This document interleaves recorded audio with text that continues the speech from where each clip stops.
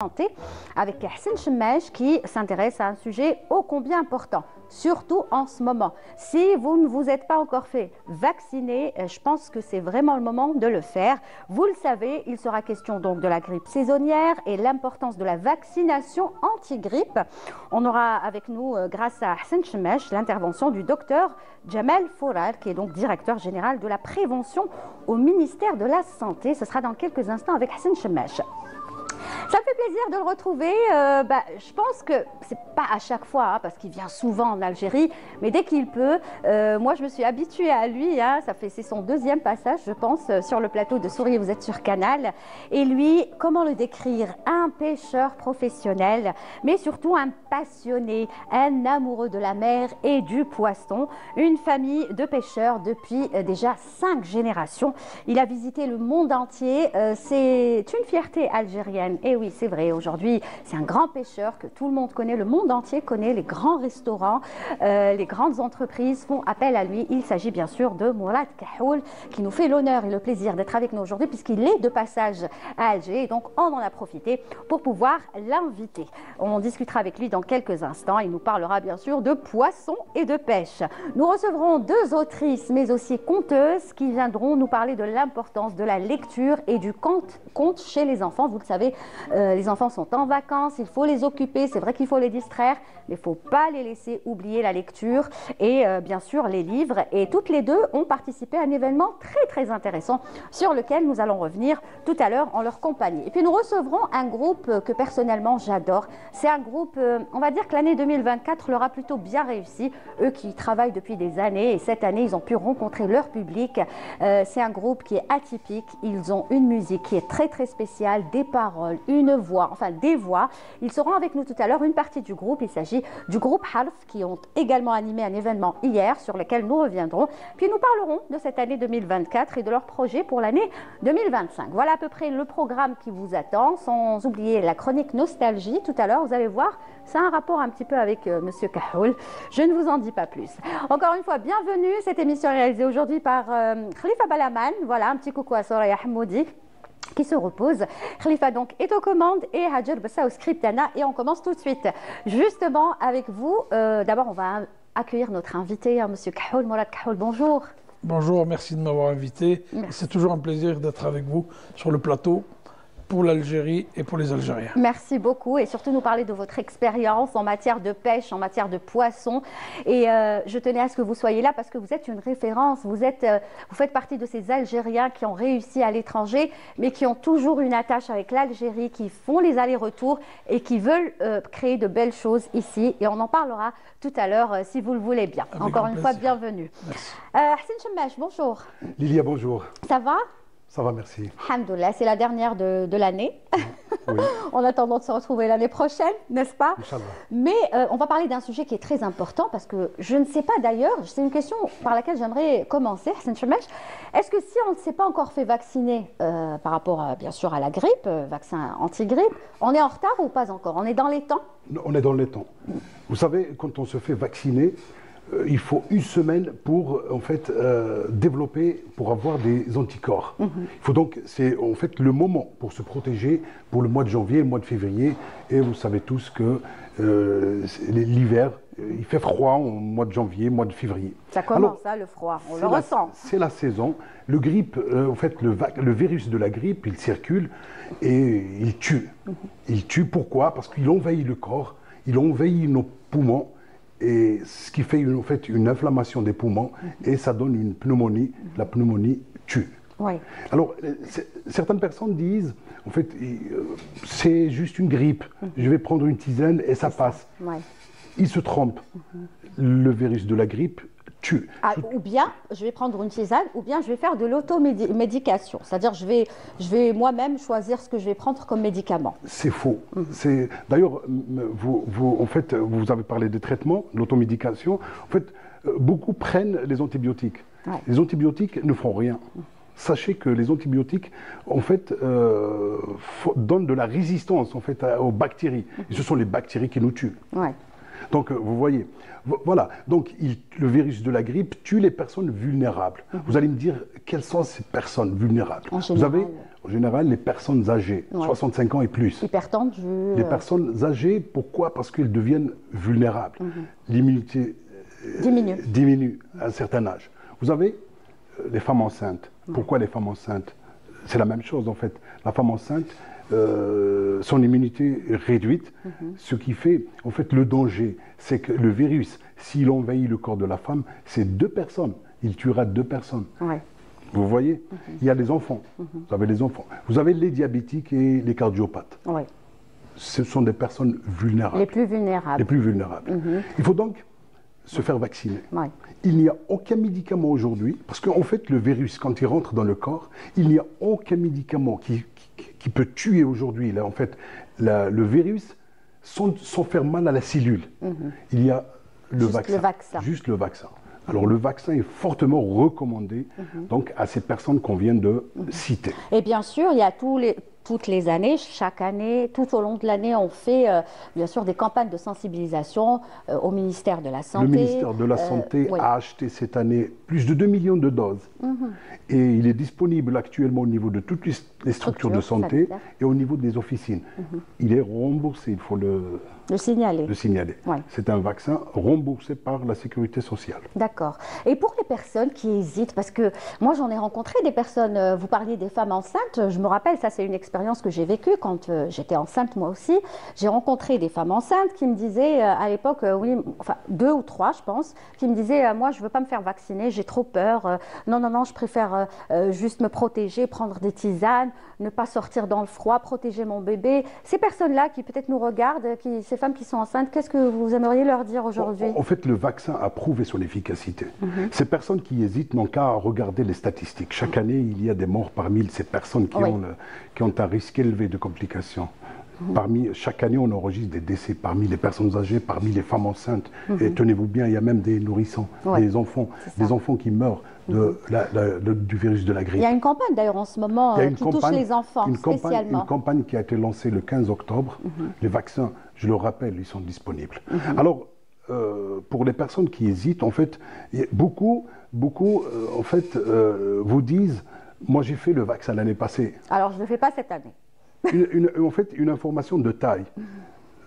Pourquoi? Parce que le virus de l'année passée n'est pas le même. En fait, le vaccin de l'année passée n'est pas le même de cette année. D'accord. Oui, chaque année, on fabrique des vaccins selon la souche qui circule. Cette année, il y a 4 souches qui circulent. L'OMS, en fait, le virus de la grippe est sous surveillance de l'OMS, l'Organisation mondiale de la santé. Chaque année, au mois de juin, l'OMS fabrique un nouveau vaccin selon les souches. Ça, je l'ignorais. Je pensais que c'était les mêmes vaccins. Non, ce n'est pas le même vaccin qui est là, on le fait chaque année. Non, chaque année, il y a un nouveau vaccin pour la grippe. Très bien. Vous vous êtes fait vacciner, M. Kahoul, ou pas? Non. Pourquoi? C'est bien d'écouter ce signal, on m'avait toujours dit. Vous avez l'habitude de vous faire vacciner ou pas? Non, même pas. Pas du tout, parce que bon, c'est vrai ce que vous venez de dire. On est toujours à l'ancienne avec des tisanes, de l'huile d'olive. Voilà, de grand-mère, des recettes de grand-mère. Ouais, mais c'est vrai, quand j'entends ce message, ceux qui sont diabétiques, j'en suis un déjà. En plus. Type 2. Bon, en plus. Oh là là. Ouais, c'est parce que je travaille trop, c'est le stress. Oui, mais. Et je dis, quand je mange beaucoup de poissons et beaucoup d'oméga 3, ça me protège un petit peu. Ça protège un peu, oui. Voilà, mais quand j'entends un message comme ça, je pense que je vais me... Il sait de quoi il parle, hein, parce que c'est un homme de terrain, donc il en a vu des cas, il en a rencontré des cas, et franchement, suivez ses conseils, et suivez les conseils aussi déjà de l'OMS et du ministère de la Santé. Et en parlant d'ailleurs du ministère de la Santé... si vous permettez, il y a en fait une information de taille en fait, à donner à nos concitoyens, téléspectateurs. Lorsqu'on se fait vacciner, en fait, il ne faut pas attendre à ce qu'on tombe malade pour se faire vacciner. Ça ne sert à rien. Surtout pas. Surtout pas. Pourquoi? Parce que quand on est atteint du virus de la grippe, on est faible. Oui. Notre corps ne produit pas des anticorps. Et justement, il ne faut jamais se faire vacciner quand on est malade. Ça, on le sait. Oui. Surtout pas. Il faut peut-être rappeler les principaux symptômes de la grippe saisonnière. Vous avez la fièvre autour de 39 degrés. Vous avez la fatigue, des maux de tête. Des frissons. Des frissons. Des fois des vomissements, des nausées. Et surtout, la toux. sèche et douloureuse. Oh là là, la toux, elle peut nous étouffer. Ce sont les signes du virus de la grippe saisonnière. Très bien. Donc c'est vraiment le moment de se faire vacciner. C'est vraiment le moment pour se préparer. Grande vague en fait de froid. Parce qu'on ne sait pas ce que nous réserve la météo. Mais il ne faut pas attendre à ce qu'il y ait une épidémie pour aller courir, aller se faire vacciner. Prenez vos précautions. C'est maintenant. Et il y a des personnes à saluer justement, peut-être qu'elles nous regardent aujourd'hui, qui sont fidèles au vaccin, hein, qui chaque année ne ratent pas la vaccination. Oui, elles sont régulières. En fait, on s'est déplacé au niveau des structures de santé. On a vu un engouement. Des personnes âgées qui viennent chaque année se faire vacciner. Voilà. Même au niveau des officines, il y a même des officines aujourd'hui qui l'administrent en fait aux personnes âgées. Oui, vous partez sur place et il y a une personne qui vous vaccine. Très bien. On va écouter votre interlocuteur parce que... Alors c'est le docteur Jamal Fourar, il est directeur général de la prévention au ministère de la Santé.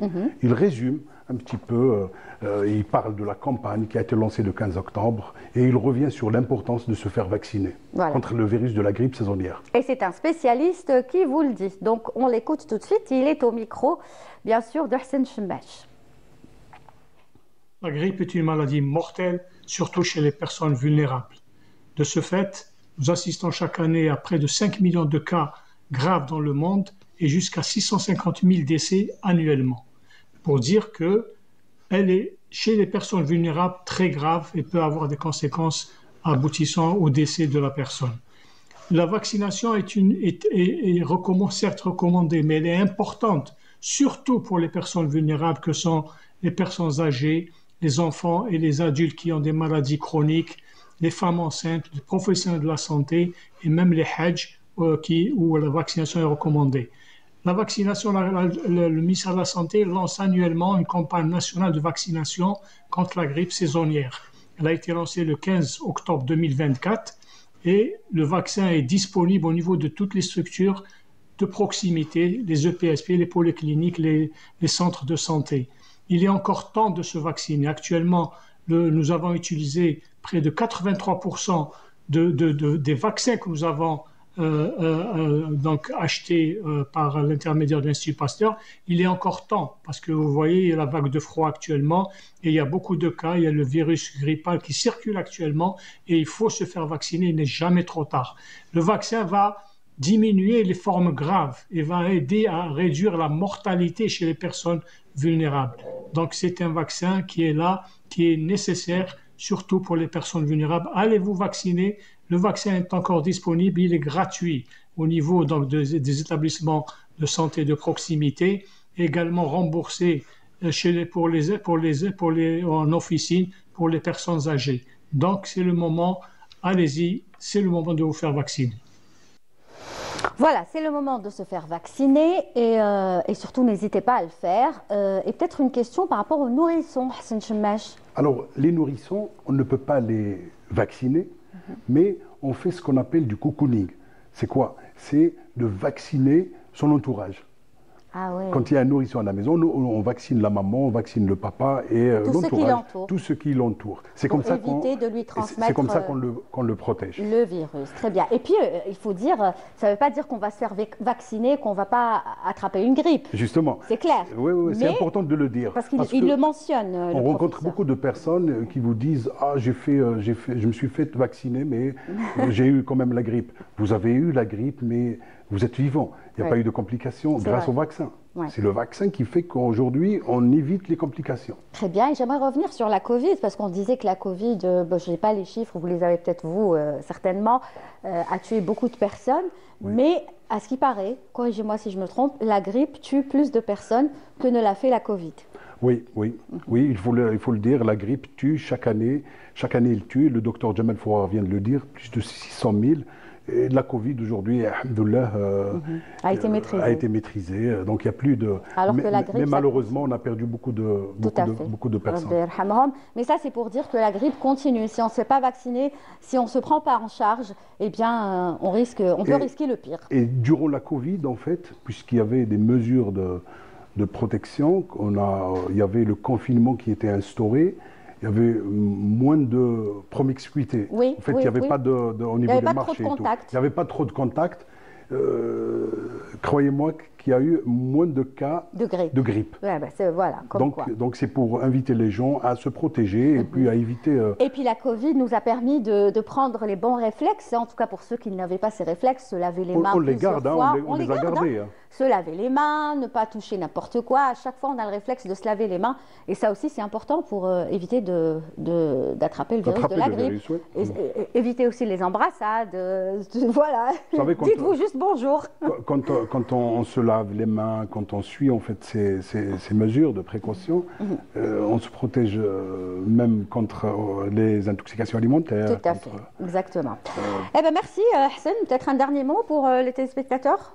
Encouragez-les encore à aller se faire vacciner. Pour les personnes vulnérables, vous avez la caméra en face de vous. On rappelle en fait les personnes vulnérables, les personnes âgées plus de 65 ans, les femmes enceintes et les malades chroniques, les diabétiques et les cardiopathes, et surtout le personnel de la santé, ceux qui travaillent. Parce que c'est eux qui protègent en fait les malades, qui sont en contact avec les malades. C'est eux les premiers qui doivent se faire vacciner. Ils doivent se faire vacciner. Le vaccin, comme l'a dit le docteur Fourard, est disponible, il est gratuit, remboursable au niveau des officines. Faites-vous vacciner. Donc tout le monde peut se faire vacciner, tout ça. N'oubliez pas que la grippe est mortelle. Voilà. Merci Hassan Chemach. Vous restez avec nous et puis tout à l'heure je vous donnerai le dernier mot pour vos vœux, bien sûr. Je sais que vous voulez dire bonne année à votre famille et tout. Très bien, vous restez avec nous parce que là on va parler de justement ce qu'il faut manger dans notre quotidien pour se protéger. Vous avez beaucoup parlé de l'huile d'olive, mais il y a aussi le poisson. Quand on peut, le poisson, parce que des fois il coûte cher, mais ça va, il y en a pour tous les prix, donc on n'est pas obligé de prendre le poisson qui coûte le plus cher. L'essentiel, c'est de prendre un petit peu de poisson. Et nous avons le plaisir d'avoir avec nous justement un spécialiste, un pêcheur, un chef cuisinier, si je puis dire. Il cuisine très très bien. En général, les pêcheurs, les vrais pêcheurs, cuisinent tous très très bien. Et pêcheur depuis 5 générations. N'est-ce pas, monsieur Kahol? Tout à fait. Mourad Kahol. Tout à fait. 5 générations et passionnés. Oui. Surtout. Quand on est passionné, on peut que faire des belles choses. Oui. Ouais, c'est comme Hassan qui est passionné par la santé. Quand j'entends ce qu'il vient de me dire, je crois qu'en sortant de votre plateau, je vais me faire vacciner. Il m'a convaincu. Si on arrive déjà à en toucher, mais c'est vrai, parce que quand on est dans la rue, quand on est monsieur et madame tout le monde, on ne pense pas à ça. On pense qu'en prenant du Doliprane ou prenant une tisane de grand-mère, ça y est, on est guéri. Mais c'est faux. Ouais, c'est faux. Et vous, en préambule, vous venez de dire le poisson est cher. C'est vrai, il y a trop d'intermédiaires. Ça, je le dis assez. Je l'ai dit dans une chaîne concurrente à vous, concurrente non, une autre chaîne, on va dire. Une autre chaîne, voilà. Pour rester... Vous l'avez dit. Voilà. Et il y a souvent du poisson qui n'est pas cher du tout. Et ce poisson qui n'est pas cher, c'est lui le meilleur. Par exemple, la sardine. Je voulais vous dire, oui, mais la sardine, des fois, elle est chère. Hein. Ces derniers temps, elle coûte quand même assez cher. Je pense qu'elle va baisser. Ah bon? Je pense que là, j'ai eu la chance de rencontrer des bonnes personnalités au gouvernement algérien, que je remercie de leur accueil aussi, qui m'ont bien accueilli, qui m'ont bien entendu surtout. Comme j'ai développé pas mal de plateformes de pêcheurs qui sont en Europe, au Moyen-Orient ou en Arabie Saoudite. J'ai fait, je pense, un beau parcours dans l'image de l'Algérien. Ah oui. Pas de moi-même, mais de l'Algérien. Pour montrer qu'aux Algériens, on arrête de critiquer. Chaque fois qu'il y a une tache d'huile, hop, c'est l'Algérien qui l'a fait. Non, mais ça, c'est la minorité. La majorité, c'est les gens qui marchent dans l'ombre. Oui, c'est vrai. Et aujourd'hui, comme je leur ai dit la dernière fois aux autorités algériennes, il y a vraiment des belles choses. On a 1300 km, pas 1800 comme j'entends de partout. J'ai commencé avec mon père à l'âge de 13 ans. Et j'ai fait de Benissaf jusqu'à la Cale. Je connais pierre par pierre. Aujourd'hui, la chance qu'on a sur nos bateaux, sur mon bateau, c'est d'avoir de l'électronique embarquée. Et de l'électronique embarquée, c'est pour faire de la pêche respective de l'environnement. Faire une pêche propre. Et c'est très important aujourd'hui de faire du pêcheur à l'assiette directe. Éviter que le poisson traîne sur le quai à 40 degrés. Pour la bactérie, ça, je n'arrête pas de faire même des recettes en expliquant qu'il faut éviscérer le thon. Il est à base de mercure. J'ai fait une émission en Europe il y a un mois où j'ai dénoncé qu'il y a certaines usines européennes qui ne le disent pas et qui font du thon en boîte avec un taux de mercure qui dépasse les 3 cc. Très dangereux. Très dangereux. Ça nous, on ne connaît pas en tant que consommateurs, on ne connaît pas tout ça. Oui, mais les autorités, le nouveau ministère de la Pêche que je rencontre bientôt, Inch'Allah, pour 2025, ça va être une très belle année pour l'Algérie, pour la pêche algérienne et pour le consommateur. Je suis très ambitieux et j'y crois beaucoup. Je pense qu'aujourd'hui, il faut apprendre aux pêcheurs à éviscérer le thon, le faire saigner. Comme je vends le poisson au Japon, j'ai appris il y a une dizaine d'années avec le plus grand acheteur et plus grand négociant de thon, M. Kimura, qui m'a appris à travailler, parce que je travaillais avec mon père à l'ancienne, et pendant ça là, la bactérie se propage. Le sang coagule. Et quand il coagule, qu'est-ce que ça fait? C'est du mercure. Et si on le saigne, là c'était une découpe que j'ai fait à Riyad avant le Covid, où j'avais tous les chefs du Moyen-Orient et d'Europe aussi, et je leur ai coupé, je leur ai montré comment il fallait éviscérer, enlever les poches de sang. Parce que dans tous les poissons, il n'y a pas de problème, mais le poisson le plus dangereux, c'est le thon rouge. Et quand je vois qu'à Alger, il y a 2 saisons que j'ai la chance de venir l'été et voir, qui coupent sur la rue à 30 à 40 degrés, c'est très dangereux.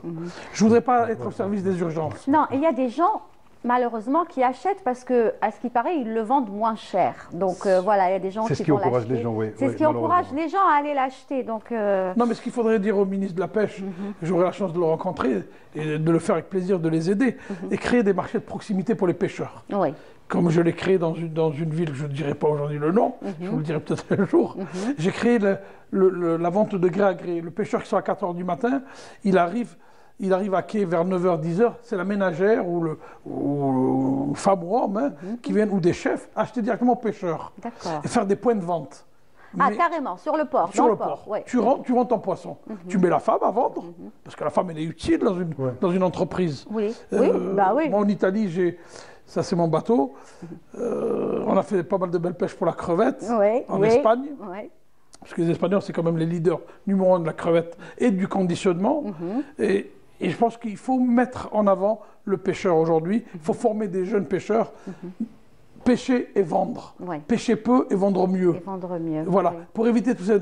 Quand vous voyez des gens dans la rue, quand je rencontre des gens en aéroport ou en ville, on me dit vous vendez le poisson au prix d'une Ferrari. Non, il y a trop d'intermédiaires.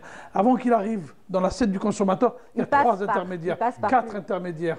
Et je dis non, nous on n'est pas, c'est pas nous comment. Mettons un exemple, si la sardine en avant 500 dinars, comme il y a 4-5 personnes qui vont la racheter, l'autre il va vendre à l'autre, l'autre il va vendre à l'autre, il va arriver à 1500 dinars. 1500, c'est ça. Avec mon père là, c'était le poisson du pauvre.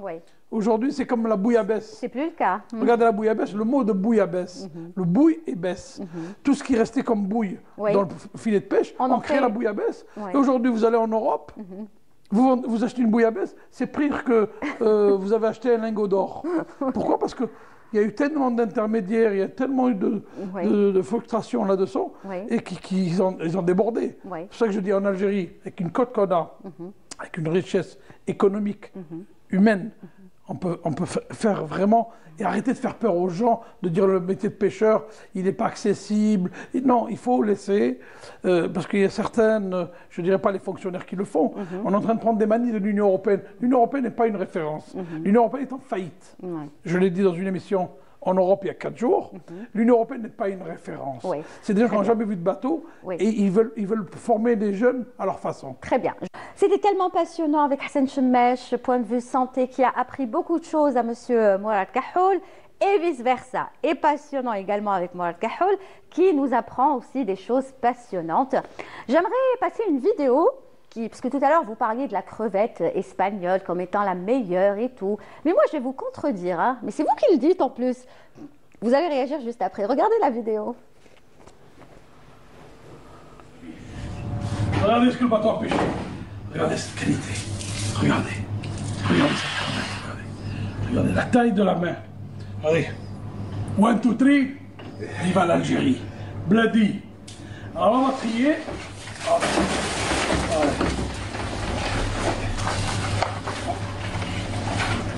Alors on va la faire trier par calibre, parce que les clients qui voient que tout est calibré, là toutes les tailles, les petites, les grosses, et à partir de là on sélectionne 10, 20, 20, 30, 30, 40. Après il y a la coiffe, la belle, la grosse. Regardez là aussi, regardez cette tuerie. Regardez les amis. Regardez tout ce qu'il y a. On n'est pas là pour s'amuser, regardez. Regardez. Une merveille. Qu'est-ce qu'on dit? 1, 2, 3. Vive l'Algérie. Voilà, regardez ce qu'on a. On a... Ah, bon, En vrai, regardez, regardez. Je vais lui voler, Allez, regardez ça. C'est une merveille. Et ça, on va faire un test. Ouais. Tout le monde se régale. Un peu les amis. Voilà, alors on va préparer tout ça. On va mettre dans les bacs, on va calibrer. Et après, je vais vous dire. On va les goûter. Et après, on va expédier sur Dubaï. À partir de demain, ça part à Dubaï. Voilà, 1, 2, 3, viva l'Algérie. Et là, vous nous présentez la belle crevette algérienne. Alors, je ne vous ai pas tout dit. Je n'ai pas dit que l'Espagne était mieux que nous. Non. Ce qu'on a, nous, on a les plus beaux produits de la mer. On m'a posé une question hier à l'aéroport. Et une dame qui me connaît sur les réseaux, elle me dit comment on ne trouve pas ça chez nous? Je ne sais pas qu'on les trouve. C'est qu'aujourd'hui, ils exportent les plus belles choses. Et ça, on devrait sélectionner sur les exportations. C'est une chose. Et on a un problème de valoriser le produit en Algérie. On ne met pas assez de valeur au produit. On traite mal le poisson. Voilà. C'est pour ça que je dis l'Espagne, ils sont mieux que nous, parce qu'ils savent la traiter. Et là, j'ai appris à des amis et un cousin qui a un restaurant à la Madrague, de ne pas mettre les batisulfites. Les batisulfites est un antioxydant, mais dangereux. Parce que ça se met au grammage près. D'accord. C'est un produit pharmaceutique. Et des calculs. Oui, c'est des calculs. Et qu'est-ce qu'ils font à Oran, à Benissaf, et je le dis, c'est mes copains, mais je le dis dans le bon sens, c'est des bonnes critiques, il faut calibrer. Ils mettent un bidon et ils mettent tout dedans. Ça peut être très dangereux. C'est toxique et on peut s'empoisonner. Les Espagnols, ils calibrent tout. Et le produit, il est à merveille. C'est tout. Donc j'imagine qu'en 2025, vous avez de beaux projets ici en Algérie, déjà pour vous et pour tous les autres. Pourquoi pas apporter votre expérience, vous qui avez, on peut le dire, parcouru le monde entier, vous avez rencontré pratiquement tous les pêcheurs du monde entier, vous avez exposé partout, donc ce serait bien d'apporter aussi votre expérience ici, dans votre pays. Tout à fait, grand plaisir, c'est ce que je vais proposer au ministre de l'Agriculture et de la Pêche. C'est bien qu'ils ont jumelé les deux parce qu'on est les paysans de la mer. Il y a les paysans de la terre, c'est pas péjoratif, mais nous vivons de notre main, nous créons de la richesse, on fait de l'extraction de produits. L'agriculteur de la pomme de terre, nous, c'est du poisson. Et on est dans le même bain. C'est pour ça que je dis à la personne qui m'a proposé, la semaine, il y a une quinzaine de jours, c'est avec grand plaisir. Si je peux apporter un savoir-faire, je veux dire, je n'ai pas de conseil à donner à personne, mais un savoir-faire, souvent on me dit... Et le bienvenu. Voilà. Pourquoi montrer? Non, je ne montre pas, je donne des conseils, après, ou ils les prennent ou ils ne les prennent pas. Mais la chance qu'on a ici, c'est qu'on a une jeunesse extraordinaire. On a une membrane qui se développe de jeunes, il faut les encourager, il faut leur expliquer. Il y a les nouvelles technologies de pêche, le nouveau matériel de pêche. Parce que ça a évolué. Je vois le pêcheur que j'ai ici à Alger, il travaille comme mon grand-père à l'ancienne, le Fartagui au vide. Mais il y en a qui aiment ça aussi. Il y en a qui aiment travailler à l'ancienne. Oui, mais il faut changer. Aujourd'hui, il faut persévérer. Il faut, aujourd'hui, quand on voit notre voisin... Il faut suivre son temps. Voilà, on voit notre voisin espagnol, tunisien. La Tunisie... Vous voyez les bateaux de pêche qu'ils ont. Ils ont pris du savoir-faire italien. On est là pour faire des échanges bilatéraux. On n'est pas là mieux que tout le monde. Mais nous, la chance qu'on a, on a le produit. C'est ce que je dis dans l'international, la dernière fois aux Nations Unies. Je suis vice-président des Nations Unies. Je dis l'Algérie, elle peut s'auto-alimenter toute seule. On n'a besoin de personne. Et aujourd'hui, ce savoir-faire dans notre domaine, je le ferai de bon cœur. Et je vais même taper dans les portes du ministère pour rentrer, pour dire voilà, monsieur le ministre, venez, comme monsieur Farrouk à l'époque, que j'ai connu, c'était un gars extraordinaire. On avait commencé à faire des belles choses ensemble. Et bien, je vais faire la même chose aujourd'hui sur les macro-déchets, ramasser les plastiques de la mer, faire des arrêts biologiques par zone de pêche, valoriser le produit. Et ça, je le fais de bon cœur. Tout ça pour l'Algérie. Pour notre pays, c'est l'Algérie. Exactement. Oui, Hassan. En fait, c'est vrai qu'on a de bons produits en fait en Algérie, mais pour permettre à la population d'en profiter, je trouve excellente votre proposition, celle de créer des marchés de proximité pour poissons. Et c'est comme ça qu'on luttera contre l'informel. Oui. Ça, c'est la santé aussi, hein, oui, c'est le côté oui, santé. Hein. Ça permet non seulement de baisser les prix, mais aussi de protéger nos concitoyens. Et de consommer un bon produit. Lutter contre l'informel. Et croyez-moi, les autorités du pays ont réussi en fait ce défi avec les légumes et les fruits. Exactement. On a créé des marchés un peu partout, des marchés de proximité. On a lutté contre l'informel. L'informel est là, mais pas autant que les années précédentes. Très bien. Et juste un petit mot, j'avais commencé le projet avec M. Ferroqui. Donc chaque port, en bout de quai, à Boharon, à Cherchel, à Benissaf, à Annabas, des petits quais avec des tables en dur ou en plastique, que le pêcheur il arrive de la mer, il verse. Et tous les matins, de 9h à midi, ils vont en public. Il n'y a pas d'intermédiaire. Et là, je veux dire, l'Algérien pourra se permettre d'acheter du poisson. La sardine. Et pas cher. Et pas cher, bien sûr. Et pas cher. Parce qu'il casser l'intermédiaire, c'est ouvrir la porte aux consommateurs. Très bien. Eh bien, merci beaucoup, Monsieur Mourad Kahoul, merci à vous. De nous parler avec autant de passion de votre métier, ce métier que vous représentez très très bien, et cette Algérie aussi que vous représentez très très bien à l'international. C'est l'Algérie qui m'a donné ce métier. Voilà, grâce à votre papa, votre grand-père, arrière-grand-père, je le rappelle, depuis 5 générations. Tout à fait. Donc, vous avez pensé à écrire un livre, par exemple, avec qui sort fin avril. J'ai fait une bande dessinée, j'ai oublié de vous la ramener tout à l'heure. J'ai fait une bande dessinée pour les enfants de 3 ans à 6 ans. Mon histoire, mais caricaturée, comment il fallait protéger le poisson, comment on le pêche. Et je vais vous l'offrir, je vais vous l'envoyer demain. Et si vous avez des écoles pour les enfants, pour leur montrer ce que c'est un vrai poisson, pas comme dans des usines industrielles où il n'y a pas de tête et pas de queue, on va leur montrer ce que c'est un vrai poisson et ce qu'on doit manger pour les oméga 3, tous les poissons pélagiques. 80% des poissons sont à base d'oméga 3, hein, vous confirmez? Oui. Voilà. Et l'oméga 3 est vraiment une protection et une richesse pour le développement de l'être humain. Très bien. Alors, pour le prochain livre, vous reviendrez le présenter. Moi, je vais le lire avec plaisir, mais vous reviendrez. Et pour celui que vous êtes en train de préparer, je veux l'exclusivité. Avec grand plaisir. D'accord? Avec grand plaisir. Très bien. Et merci encore de... Et je suis impatiente de le lire. Voilà. Merci beaucoup, Monsieur Mourad Kahoul, d'être venu encore une fois. Je vous souhaite une très, très bonne année. Moi aussi. Et je voudrais souhaiter à tous les Algériens, à notre pays, à l'Algérie, une très, très belle année. Richesse en fraternité, en amour. Et je crois beaucoup à l'Algérie, à ce développement depuis quelques années. Et là, je vois ce qui s'est passé en 2024. Je pense que 2025, ça va être une étoile dans le ciel. Voilà, merci beaucoup. Tous mes voeux. Voilà, et très très bonne année à vous, votre famille, vos proches. Et puis revenez-nous très très vite, Inch'Allah. Merci. Hassan, bonne année à vous. Bonne année à Lydia Khaled. C'est pas grave. Bonne année à l'Algérie. Notre Algérie, en fait, qui avance. Aujourd'hui, on est tous contents, heureux, parce que, en fait, tous les indicateurs sont au vert. L'Algérie, la nouvelle Algérie, l'Algérie qui avance, qui se développe rapidement. Une belle année pour tous les Algériens. Moins de maladies, moins de virus. Moins de maladies. une belle année pour ma famille. Voilà. Vos enfants, votre épouse et tout le monde. Mes parents et mes enfants et ma femme. Très bien, merci beaucoup et puis à l'année prochaine, à la semaine prochaine.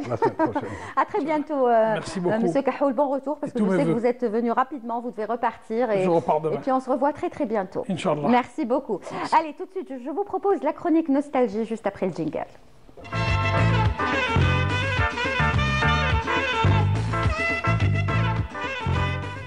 Allez, ça vous dirait d'écouter le groupe MBS. On l'a retiré de nos archives de la télévision algérienne. On avait reçu Don Quichotte, rappelez-vous, l'année dernière dans l'émission. Oh là là, quelques années, beaucoup d'années après la sortie de ce titre qui était un tube. Et ça nous fait rappeler, voilà, Mourad Kahoul, la mer, la pêche. Mais le titre, c'est pas la même chose. Parce que le titre, c'est Hbibti Ouaba. On y va tout de suite.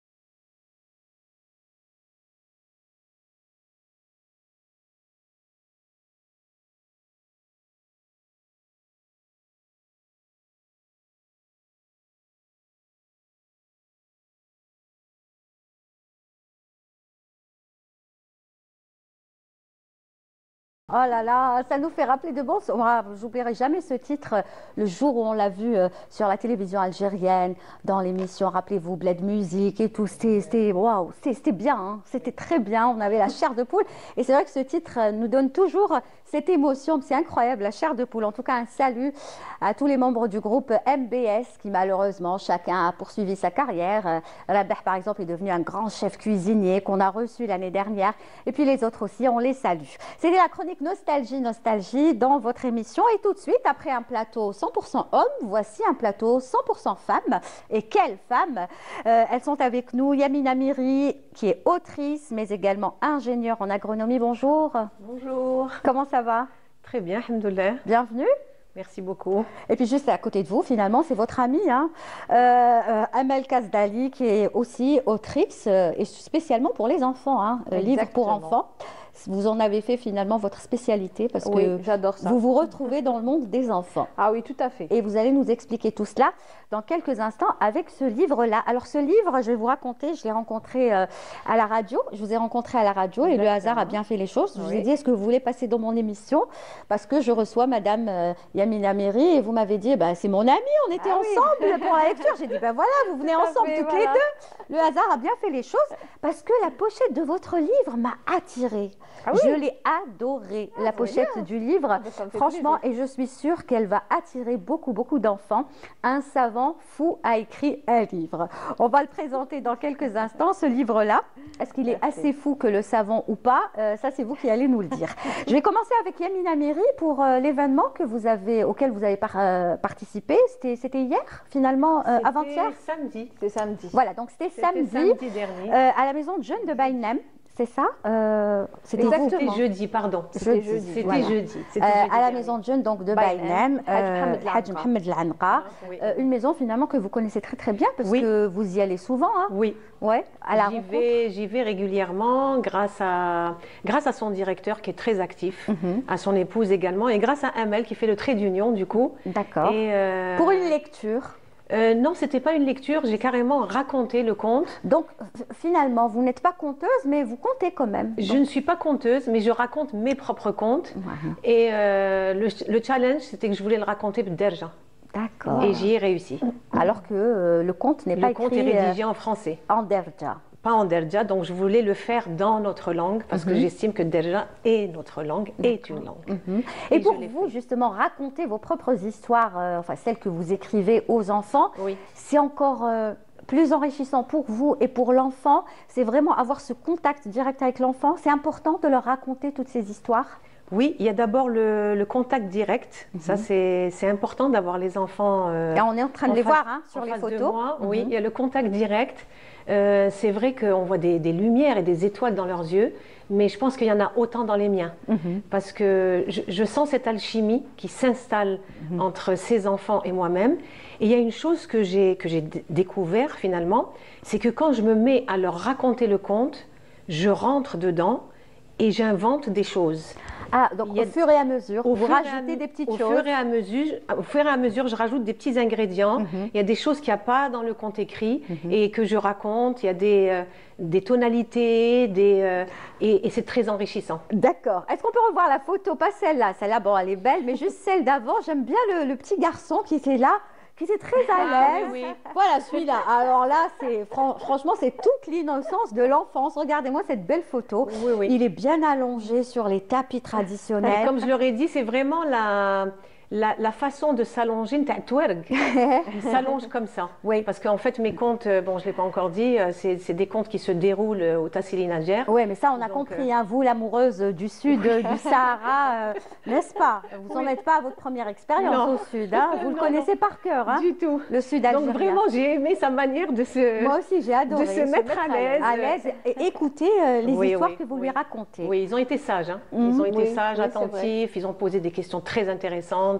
Par rapport au conte. Et qu'est-ce que vous leur avez raconté finalement? Cette fois, je leur ai raconté le conte de la quête d'Ekanassi, le petit hérisson qui se trouvait laid et qui voulait se débarrasser de ses pics. D'accord. Et donc, il y a toute une quête, il y a toute l'évolution du conte. Il y a l'introduction, l'élément perturbateur, les péripéties, le petit héros, les adjuvants, les opposants et la chute avec le dénouement, qui n'est pas toujours heureux. Oui, après on ne connaît pas la fin. C'est la vie. C'est la vie, tout à fait. Est-ce que vous les avez laissés imaginer des choses ou une suite? Est-ce que vous leur avez posé des questions? Parce qu'il faut aussi faire travailler. Les enfants ont tellement d'idées et des fois des idées qui sont très rigolotes, qui nous font rire, des fois qui nous surprennent. Ils aiment bien continuer, par exemple, les histoires. Tout à fait. Durant l'atelier de l'année dernière, si tu te souviens, Amel, c'est ce qu'on a fait. J'ai raconté la moitié du conte et d'un seul coup, je me suis arrêtée parce qu'ils ne savaient pas ce que j'allais faire. Pour eux, j'allais raconter le conte en entier. D'un seul coup, je me suis arrêtée. On s'arrête là. Maintenant, vous allez imaginer la suite. Et c'est vous qui allez passer à ma place et qui allez me raconter la suite. C'était super intéressant. Ça aussi, c'est une belle expérience. Ah oui, c'était une très très belle expérience. Et au début, ils voulaient écrire. Je leur ai dit non, c'est pas un atelier d'écriture. Vous allez mettre juste des petites notes, des petites notes, et vous allez passer, vous allez raconter. C'était très intéressant et on a été très étonnés par certaines suites d'histoires et certaines fins. Parce que ça permet aussi, là je vais parler de l'aspect psychologique, même si je ne suis pas du tout psychologue, ça permet à certains enfants qui sont timides de se lâcher, de pouvoir parler, parce qu'on a on trouve des enfants qui sont un petit peu réservés, timides, qui ne peuvent pas prendre la parole devant les gens. Et là, le fait de les faire monter sur scène et de leur permettre de raconter, c'est comme si que ça les libère. Tout à fait, et grâce à l'imaginaire, quand ils se mettent à imaginer, à créer aussi, c'est dans la même case, à imaginer, à créer, ils s'éloignent complètement du réel. Du coup, ils déconnectent du réel. C'est ça. Et pour le cerveau, c'est un repos. Tout à fait. C'est un bonheur. Et c'est pour ça c'est pas moi qui le dis, c'est les psychologues. Tout mais à fait. C'est pour ça que l'enfant, et l'adulte aussi d'ailleurs, on a tendance à l'oublier, l'enfant a besoin d'imaginer. Et le conte est très important parce que le conte, c'est le synonyme de merveilleux. Merveilleux, extraordinaire, du coup, imagination, créativité. Très bien. Alors, donc ça s'est bien passé, on va dire. Ah, super bien. Est-ce qu'il n'y a pas, un autre, parce que c'est vrai qu'ils sont en vacances, donc ça tombait pile poil. Mais est-ce que vous prévoyez notre rendez-vous dans le genre, puisque ça a plu, il faut le renouveler? Ben oui. Un mardi après-midi, on compte le faire. Le week-end ou samedi matin. Samedi matin, on compte renouveler l'expérience. J'aime bien cet endroit et puis je me suis. C'est vrai qu'il est chaleureux quand on le voit comme ça. Oui, ils ont même, c'est un petit théâtre. Franchement, le directeur et son équipe, parce qu'il y a toute une équipe qui est très active, font un travail fabuleux dont Amel Khazali qui est à côté de moi. Merci. Franchement, ils font un travail fabuleux avec les enfants et puis c'est toujours nouveau. Ils essayent d'avancer, ils essayent d'innover. C'est pas toujours la même chose. C'est ça, parce qu'après l'enfant se lasse. Absolument. L'enfant se lasse très très vite. Absolument. Donc il faut toujours lui proposer de nouvelles idées. C'est ça. Alors justement, Amel Khazali, ce livre-là, oh là là, qu'est-ce qu'il est intriguant et en même temps intéressant. C'est-à-dire qu'on est sûr que si on le pose dans une librairie, l'enfant va directement aller vers ce livre-là. Là, vous avez bien fait de choisir cette couverture parce qu'elle est très attirante.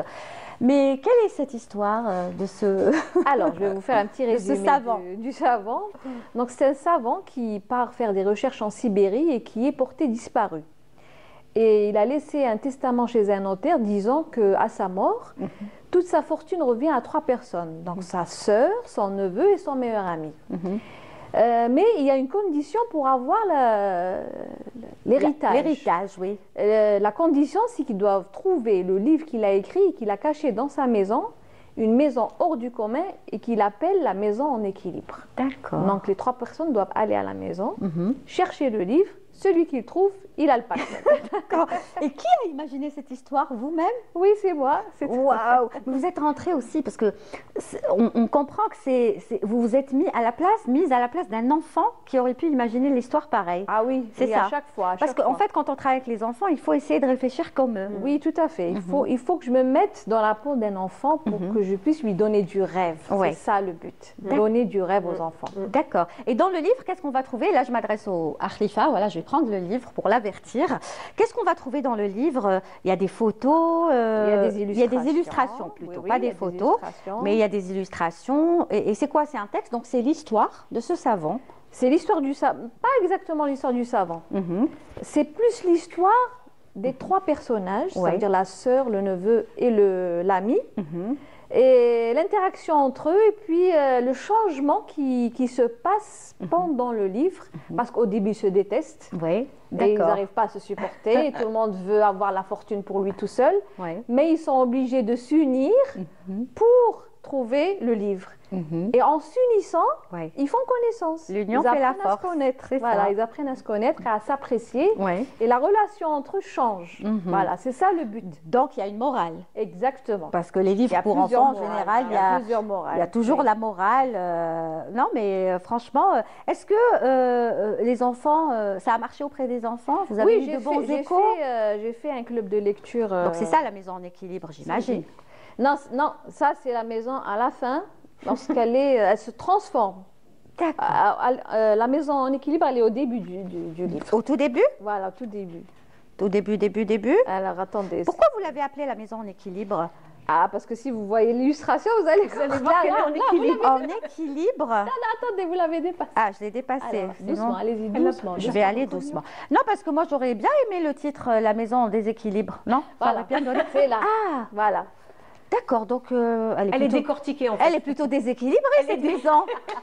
Non, mais ça tient.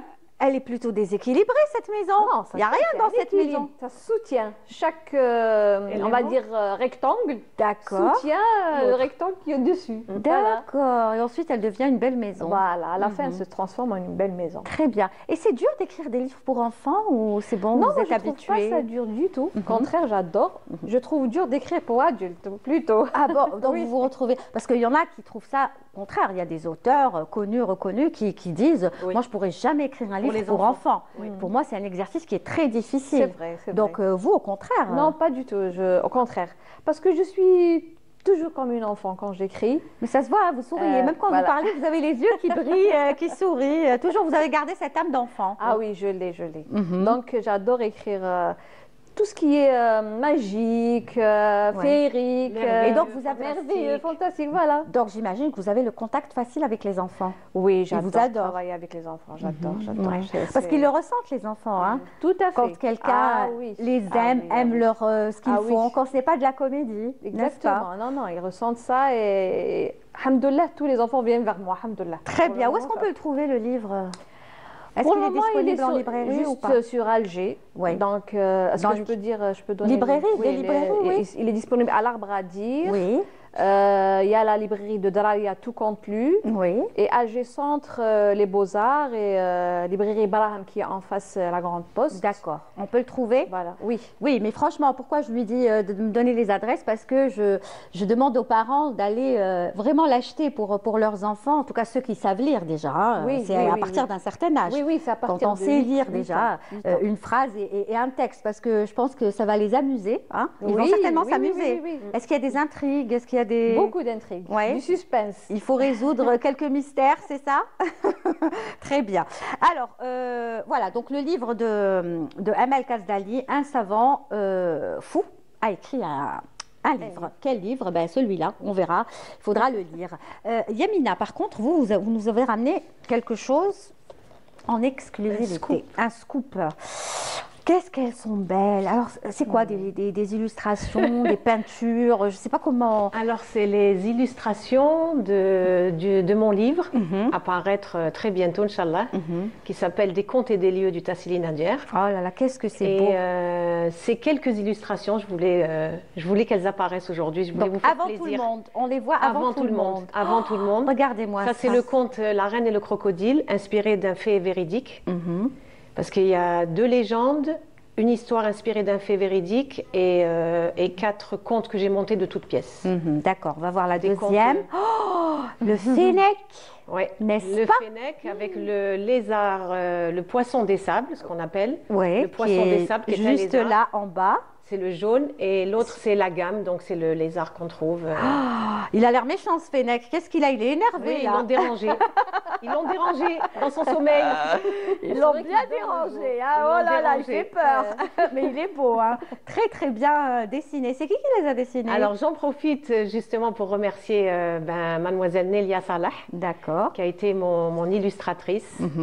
Et qui a fait ces magnifiques illustrations. Je vous raconterai aussi, parce que les illustrations, ne sont pas anodines. Elles ont été faites par rapport à des photos des animaux, par rapport à mes photos de paysages.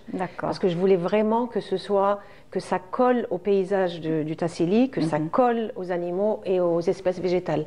Donc elle a travaillé sur photo. Donc là, la dernière illustration. On a la rose de Jéricho, ce qu'on appelle la rose de Jéricho, là où on voit des petites feuilles. C'est une espèce rare du Tassili Nadjer. Il l'appelle Akaraba Touareg. Et à côté, la rose des sables. C'est un dialogue qui s'établit. Entre les deux. Oui, entre les deux. Les deux roses. Et au dernier plan, c'est Erg Admer. C'est l'ergue de Admer qu'elle a repris d'une photo. Waouh! Donc c'est vraiment le Tassili. Hein. On est en plein dedans. Je voulais que quand les habitants de Janet, du Tassili Hogar ou du Tassili Nadjer ouvrent le livre, il fallait qu'ils s'identifient et qu'ils reconnaissent. Tout de suite. Aussi bien les paysages que les tenues. Oui. J'ai fait un travail sur les tenues. Oui, aussi. la tenue là, on va essayer de la voir. C'est la vraie tenue Ta'terguiyet. C'est ça la vraie. C'est pas ce qu'on voit actuellement, Tassarnesta en couleur, imprimé, qu'on voit partout. Non, ça vient du Niger et du Mali. Ça a été importé et adopté. Et ça, c'est la vraie tenue Touareg. Ça, c'est la vraie tenue Ta'terguiyet. On dirait une princesse. On ne voit plus que les vieilles qui s'habillent comme ça. De temps en temps, on en voit dans la rue ou la flares. Dans les mariages, on les voit habillées comme ça. Elle est belle en tout cas. Et donc, je tenais à ce que tout ça apparaisse dans les illustrations. D'accord. Et le livre, bien sûr, il est dans le four. Il va sortir quand? Bientôt. On m'a promis dans une semaine. C'est les éditions Diwen. Ah, donc c'est début d'année, Inch'Allah. Oui. Ah, ouais. Oui. Parce que ça peut être un beau cadeau aussi de début d'année. Oui.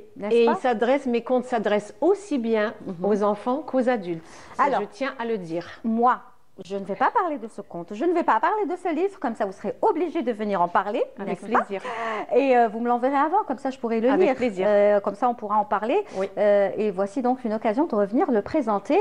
Une fois terminé, fini, avec les illustrations, j'imagine qu'il y en a 3, mais il doit y en avoir beaucoup d'illustrations. Alors, le livre comporte des illustrations, quelques illustrations. En fait, on parlait d'imagination tout à l'heure. Oui. J'ai réfléchi longtemps et je me suis dit non, si je mets trop d'illustrations, l'enfant ne va pas assez imaginer les scènes, les animaux. Il faut laisser la part de l'imagination. Ne pas tout lui donner d'un coup. Il ne faut pas tout lui servir, en fait. Donc, j'ai mis quelques illustrations. C'est à peu près 2 illustrations par conte. Mais il y a aussi 2 photos, parce que je voulais que les peintures et gravures rupestres apparaissent. Ah ouais, bien sûr. Parce qu'il y a des contes qui en parlent aussi. C'est très éducatif comme conte. D'accord. Et il y en a combien dans le livre? Des contes? Oui. Il y en a 7. 7. Le chiffre 7. C'est un chiffre, oui. C'est déjà un chiffre. C'est un chiffre déjà que vous aimez beaucoup. Oui. Et la dernière fois aussi, on avait parlé du chiffre 7. C'est exact. Voilà, mes souvenirs sont bons. Vous vous souvenez. Donc le 7, il est important pour vous. Oui. C'est très bien. 7. Donc vous reviendrez nous? Je reviendrai, Inch'Allah. Dès la sortie. Avec très bien. Alors, Amel Kasdali, après ce livre, qu'est-ce qui vous attend, vous? C'est quoi vos prochains projets pour le début d'année? Qu'est-ce qui va se passer? Début d'année. Est-ce que vous préparez un autre livre? Oui, je suis en train d'écrire un autre livre. Mais je ne sais pas quand est-ce qu'il va sortir, franchement, parce que j'aimerais qu'il soit parfait. Voilà. J'aime toujours que ce soit parfait. Hein, donc c'est ça. Donc il me faut un peu de temps. D'écriture, réécriture, voilà. Si il est aussi beau que celui-là, prenez tout votre temps. Surtout, prenez tout votre temps. C'est pour nous sortir un livre comme ça, allez-y. Hein. C'est gentil. Eh ben oui, les bonnes choses prennent du temps. Ben, oui, Ça, exactement. on veut servir. Sinon, il y aura d'autres rendez-vous à la maison de Oui, il y a d'autres rendez-vous. D'ailleurs, j'ai pris un rendez-vous avec le monsieur qui est passé avant, monsieur Mourad Kahoud. Voilà, parce qu'il parlait des enfants, comment leur apprendre tout sur le poisson. Métier de la pêche. Il a même écrit, il a fait une bande dessinée. Oui, je ne sais pas si vous a parlé de ça. Il l'a montré. Bande dessinée. Et je lui ai proposé de venir parler de son métier aux enfants. Ah, ça, c'est et il bien. a dit oui. C'était génial. Les intéresser à la pêche. Exactement. Je veux parler de tous les métiers. Grâce à qui? Grâce à vous, merci beaucoup. Grâce à Canal Algérie. Mais non, mais on est là justement. Il y a beaucoup de personnes qui se sont rencontrées sur nos plateaux, qui ont fini par faire des projets. Et c'est ça, on est au service des invités, du téléspectateur, et c'est pour le bien finalement des enfants. Exactement, aussi, c'est ça. En tout cas, merci mesdames d'être venues aujourd'hui. C'était un plaisir de vous recevoir toutes les deux. Je le rappelle, donc Yamina Miri et Amel Kasdali, toutes les deux autrices. Yamina Miri nous a promis de revenir avec son nouveau livre de contes. Elle va nous plonger plonger dans le sud, dans le Sahara, n'est-ce pas? Et on attend ça avec impatience. Quant à Amel Kasdali, eh bien, on attend le prochain livre. Et puis, dès qu'il y a un autre événement, on est là, vous nous le dites, et on pourra l'annoncer. Très bien, merci beaucoup. Très bien, merci beaucoup. Je vous laisse un dernier mot. Peut-être que vous voulez passer vos vœux? Ben oui, juste, je souhaite une bonne année, une bonne et heureuse année aux Algériens et aux Algériennes d'abord, en espérant que la paix revienne un petit peu dans le monde, parce que là, c'est assez dur ce qu'on vit. Surtout à Gaza. Surtout. Surtout Gaza. C'est très dur ce qu'on vit. Donc, c'est ça, la santé. Parce que quand on a la santé, on peut tout faire. Tout à fait. Quand on ne l'a plus, on ne peut plus rien faire. Exactement. Donc, la santé. Et puis, une bonne année livresque. Une bonne année culturelle. Tout à fait. Voilà. Que de belles choses. Et voilà, que de belles choses. Voilà, des projets aussi. Et une bonne année à Canal Algérie. Eh ben, merci beaucoup, l'équipe. Merci. Amel aussi. Oui. Kasdali. Moi, je souhaite une très bonne année à tout le monde, le monde entier, algérien et autres. Une très bonne santé, Inch'Allah. Beaucoup de bonheur, beaucoup de joie et beaucoup de lecture. Voilà. Lisez. Surtout la lecture. Lisez, la lecture. voilà. J'encourage tout le C'est en monde. organisant ce genre justement de rencontres, d'événements, que vous allez attirer les enfants vers la lecture pour qu'ils puissent un petit peu lâcher leur tablette et leur téléphone. Ça, c'est un autre débat sur lequel on pourrait revenir. Très long. Voilà, très long débat, mais en faisant ce genre organisant ce genre d'événement, je pense que vous allez réussir petit à petit. Voilà. Lire, c'est avoir plusieurs vies. Voilà. En plus, c'est vrai. Bravo. Celle-là, on ne me l'avait jamais dit. Dites, mais franchement, bravo. Je vais la retenir. Lire, c'est avoir plusieurs vies. Plusieurs vies. Très bien. Moi, je connaissais lire, c'est s'ouvrir au monde. Lire, c'est voyager. Avoir plusieurs vies. Mais avoir plusieurs vies, je crois que c'est la meilleure.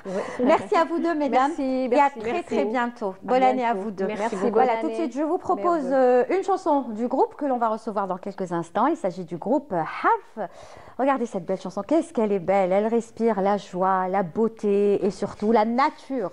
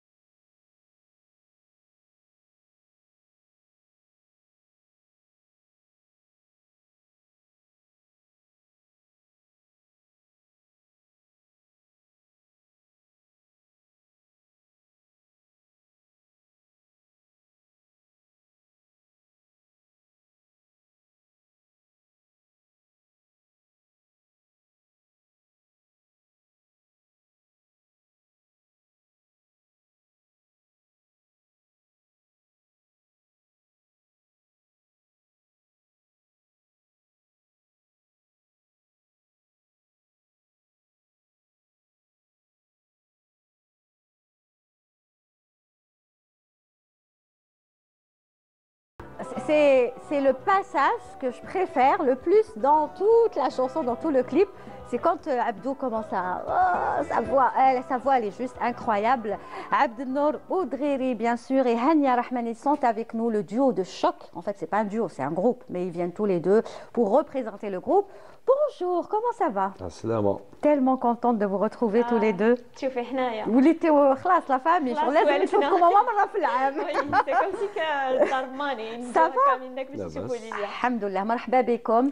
Je suis très contente pour vous et je tenais à ce que vous fassiez partie de cette émission le dernier jour de l'année parce que pour nous l'émission c'est la fin de l'année خلاص c'est bientôt c'est demain hein. Donc je me suis dit حرف لازم يكونوا هنا باش نكملوا l'année 2024 en beauté معاهم parce que je l'ai dit et je le redis, c'est un groupe moi qui m'a marqué, qui m'a bouleversée et franchement je n'exagère pas, c'est un groupe qui pourrait très bien représenter l'Algérie dans les 4 coins du monde. Parce que comment décrire leur musique, elle est très spéciale, leurs paroles aussi, leurs voix qui vont très bien toutes les deux. Et puis voilà, voilà, alors ça s'est bien passé pour vous plutôt l'année 2024, ça va hein? On a enfin vu le groupe Harf sur scène. Oui. C'était l'année à la scène en fait. On est monté sur scène plusieurs fois, des concerts, des salles privées ou la même des salles étatiques, publiques. Ouais. Et c'était parfait en quelque sorte pour un début. Ben oui, parce que c'est vrai que faire de la musique c'est bien, vous alimentez vos réseaux sociaux, vous partagez avec nous tout ce que vous faites, la nature aussi. Maintenant on connaît même le groupe Harf comme défenseur de la nature. Mais on avait besoin de vous voir sur scène. Et enfin, ça s'est concrétisé. Donc, comment vous avez vécu ces moments sur scène, Abdou? C'était des moments de... Voilà, des moments de joie. Le contact avec le public. Plus de joie. Ouais, les premières scènes, c'était un peu spécial. Parce qu'on n'a pas... C'est vrai qu'on a l'habitude de jouer dans les campings où ouais. On était. On est entre pas mal de gens, oui. Mais pour une scène, avec le son, la lumière, c'est un peu... Mais la deuxième, la troisième. Après, donc je pense que monter sur scène ou lundi ou le canal algérien, c'est presque pareil. C'est presque pareil. D'accord. Mais aujourd'hui, c'est bon, vous avez un public. Vous pouvez dire que le groupe Harf a un public, a son public, qui demain, si par exemple ils apprennent que le groupe Harf est en concert, ils vont venir acheter leur billet pour le groupe Harf. Ouais. Et non pas parce qu'ils font la deuxième partie ou là ils font la première. C'est venir écouter le groupe Harf. Ouais. Oui, d'ailleurs, par rapport à la première partie, je pense qu'on a fait qu'une seule fois. On est monté sur scène pour faire une première partie. C'était Caméléon, c'est ça? Oui, c'était qu'une seule fois. Il y avait du monde avec vous aussi, oui, j'ai vu. Oui, c'était exceptionnel. Par contre, toutes les autres scènes, c'était des concerts spéciaux Harf. Harf, et le public est venu nombreux. Pour nous. Voilà, très bien, et vous le méritez. Alors, comment ça se passe? Est-ce que vous continuez à écrire, composer? Parce que je sais que vous adorez composer, écrire vos propres textes, vos propres mélodies. Est-ce que ça va? Il y a matière? Toujours. Le débit de production, mais toujours. Toujours, on a du nouveau. Non, parce que vous êtes des amoureux de la musique, c'est-à-dire, franchement, vous en faites. La musique fait partie de votre vie. Vous n'êtes pas ce genre d'artiste, par exemple, qui vont travailler la journée. Bon, allez, 1 fois, 2 fois par semaine, je fais de la musique. Vous, c'est tous les jours la musique. Comme on l'a cité déjà, je pense à on a délaissé un poste ou une profession pour la musique. Ce n'est pas partiellement ou par plaisir. Ouais. Non, on voulait vraiment la zma de l'âme. Ouais. Pour le mettre le 2025, il faut qu'on soit prêt. C'est-à-dire que vous aimeriez vivre de cette musique, c'est ça, comme ça se passe normalement, comme ça devrait normalement se passer pour les artistes. Et ben, j'espère que 2025 sera encore plus fructueuse que l'année 2024. En tout cas, ça a bien commencé. Oui. Normalement, est-ce que oui. Pardon, je voudrais remercier surtout les deux catégories de personnes. Les on a bzaf le début.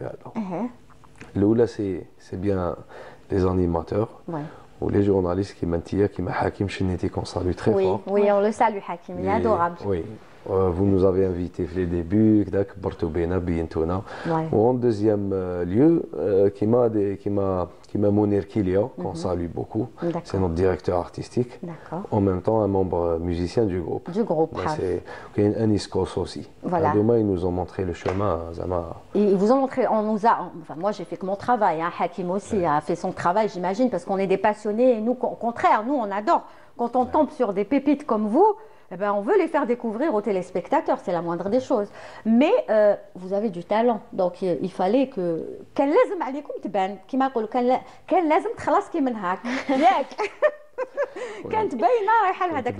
Parce que vous avez du talent. Alors, on a assez parlé, on va les écouter, s'il vous plaît, parce que voilà, et les écouter c'est encore mieux. Donc, le duo, pour le moment c'est un duo. On rappelle, vous êtes combien dans le groupe?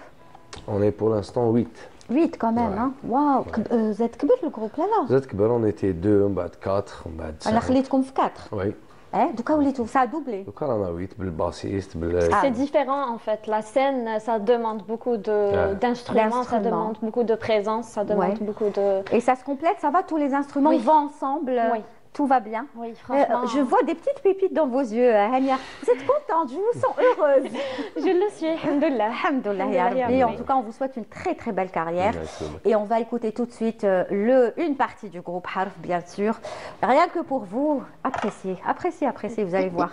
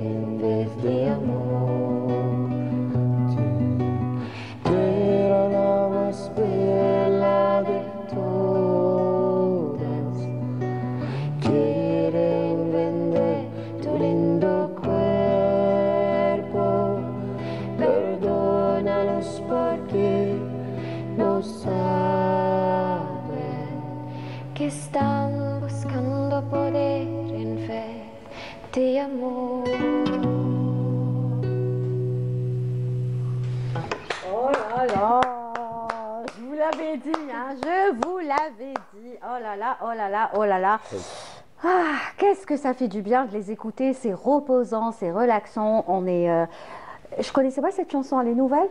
Oui, c'est un nouveau cover et c'est une chanson qui parle de la terre. C'est comme si qu'elle demande... J'ai compris, terre. Oui, c'est la terre.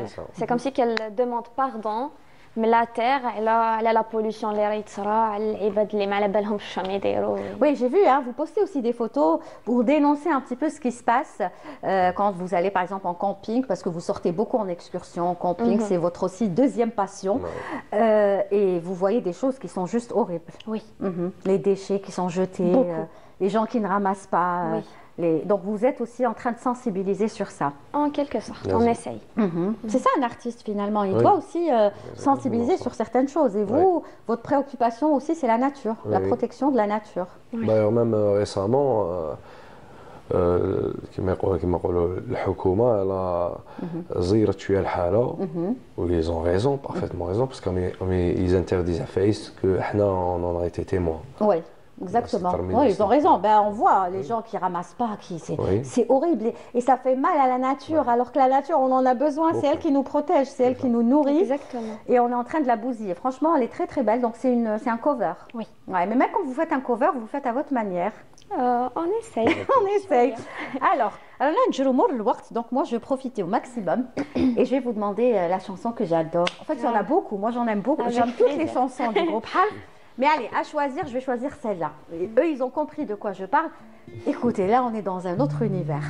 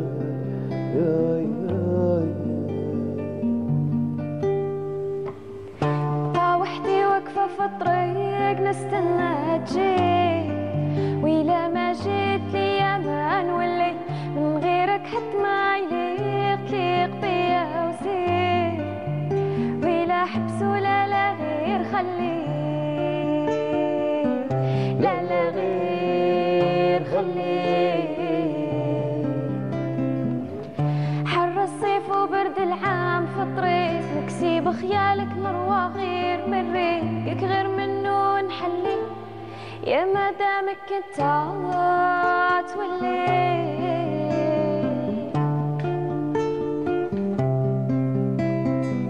تعتر تطيح وتفيق تعطش والما يجي تحرقك شمسي وسحابي مضلي قالوا لي نبقى قريبة وتغلطوا محالتي غير في اسمك اللي نبغي نعلي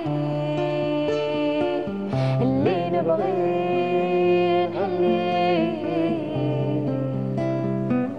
نشوف بعيد يشعل فيك البريق ونبدا نشعر وتجيني الموسيقى منها ما تكل نغنيها لك كي تولي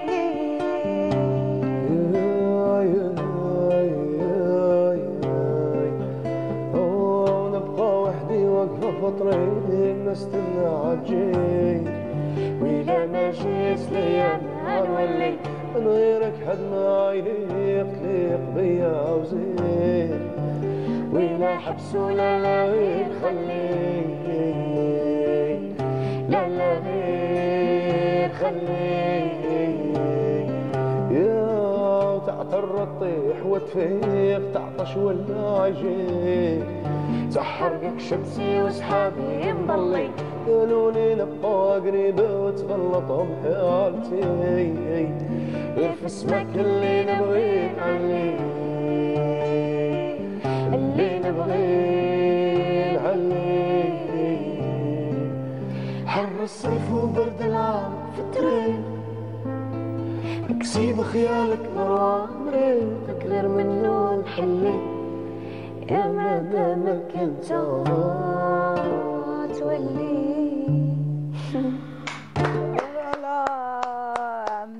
Voilà, vous comprenez maintenant pourquoi je voulais vraiment avoir le groupe Half sur le plateau de Souriez. Vous êtes sur Canal parce qu'il nous apporte le sourire, il nous apporte la joie, l'amour également. Et on voulait terminer l'émission, en tout cas pour l'année 2024, en leur compagnie. Un petit chouïa de... Je me laisse caresser en beauté. En beauté. Écoutez aussi ça. Allez, un maximum de musique avant la fin de l'émission. On en profite.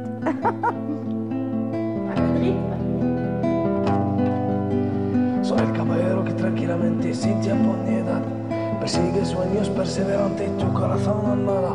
La gente sabe un frío y sabía contigo a dos a la vez. Esperan que termine el invierno, pero el número 3 sí soy el caballero que tranquilamente sin tiempo ni edad persigue sueños perseverante y tu corazón no nada.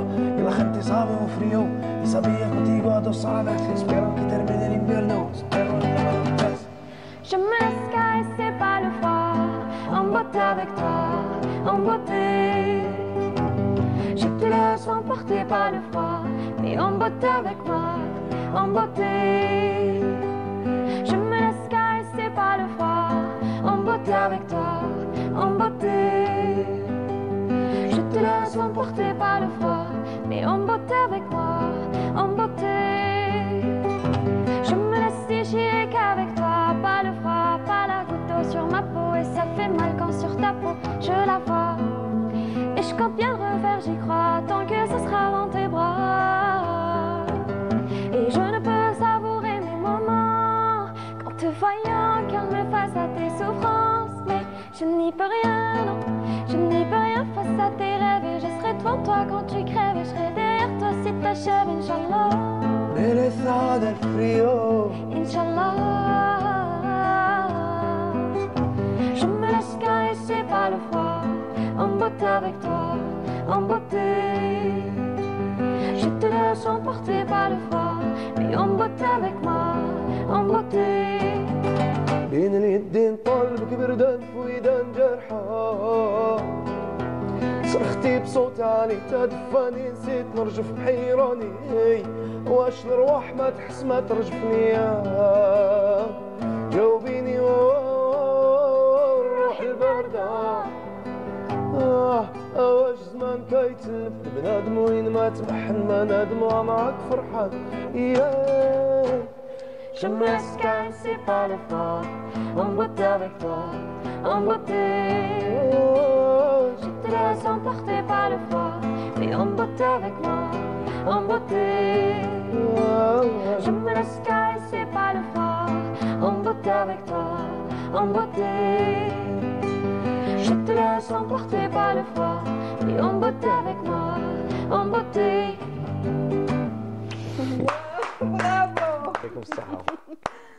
Merci beaucoup, merci au groupe Harf de nous faire plaisir, de vous faire plaisir, vous qui êtes chez vous. Alors, on va parler quand même un peu avant la fin de l'émission. Les projets qui arrivent le plus vite possible pour 2025. Est-ce que vous savez déjà ce qui vous attend? Qu'est-ce que vous allez faire? Est-ce que vous êtes sur la préparation de quelque chose, un concert, une chanson, un titre? Oui. On a un clip qui est à moitié fait. Ah, enfin, donc on va un nouveau clip. Mi-janvier, Inch'Allah. Ou sinon pour les concerts, je ne sais pas si on peut citer les organismes. Citer quoi? Privé? Non. Non, on ne peut pas. Dites-moi où? Alger? Sur Alger. Oui, il y aura en plein ville. de concerts. En ville. En ville. Sur Alger Centre, il y aura plein de concerts. Il y aura plein de concerts sur Alger Centre. Sinon, il faut rentrer sur les réseaux sociaux. Exactement. Et vous trouverez toutes les informations du groupe Harf. Voilà, à la belle qu'on ne fait pas de pub. Même si on aimerait vous faire la promo. Bon, après, si c'est des institutions étatiques, il n'y a pas de problème. Vous pouvez le dire. Oui. Si c'est privé, eh ben, on rentrera sur vos réseaux sociaux. Et on trouvera toutes les informations, bien évidemment. Donc, le prochain titre, le clip, c'est un titre que vous avez écrit? Oui, le titre de Hania. Je ne sais pas si vous avez entendu, خلي لي شوية هكا باش نتفكر إلا نعرفه.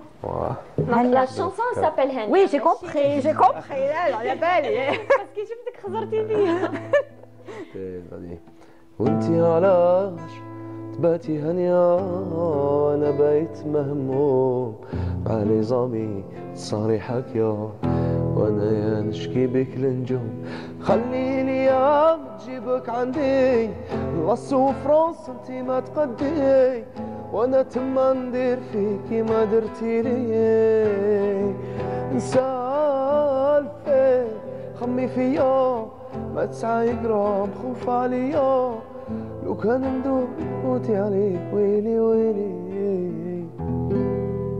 Rappelez. J'ai réussi à le faire jouer, juste un petit extrait, rien que pour vous. Voilà, j'ai été maligne. Je ne connaissais pas le titre, non, mais franchement, ça s'annonce bien, il est magnifique. Là, on change de style. Là, on est dans... C'est du rail algérien. C'est du rail algérien, mais avec la touche du groupe Harf. Est-ce qu'elle chante, Hania, sur ce titre? Ah, que lui qui chante.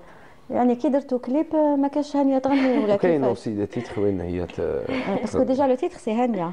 Oui. Donc peut-être que c'est elle. Donc le titre comme Tia, donc pas de c'est ça, la prochaine fois. Mais je vais tourner le clip. Dans le clip, certainement. Ben oui, on a compris. Mais sinon, il y aura, Inch'Allah, beaucoup de projets pour l'année 2025. C'est ce qu'on vous souhaite, Inch'Allah. On a reçu l'agriculture. Voilà, oui, c'est vrai. Donc l'ONC et tout ce qui suit, Inch'Allah, on a fait. Eh ben j'espère que 2025 sera l'année du groupe Harf et on sera là au premier rang pour les applaudir, les accueillir et filmer leurs concerts également. Et puis ce que je peux vous dire, voilà, je l'annonce avant eux, on va préparer une très très belle émission avec le groupe Harf prochainement. Préparez-vous. Eux-mêmes, ils ne le savent pas, je l'ai décidé maintenant. Donc on va préparer une très très belle émission que vous pourrez suivre en soirée dans pas longtemps. Je ne vous en dis pas plus, il faudra être avec nous en 2025 et vous allez découvrir le groupe Harf comme vous ne l'avez jamais découvert. Voilà, c'est tout ce que je peux dire. Merci beaucoup, Abdou, merci Hania.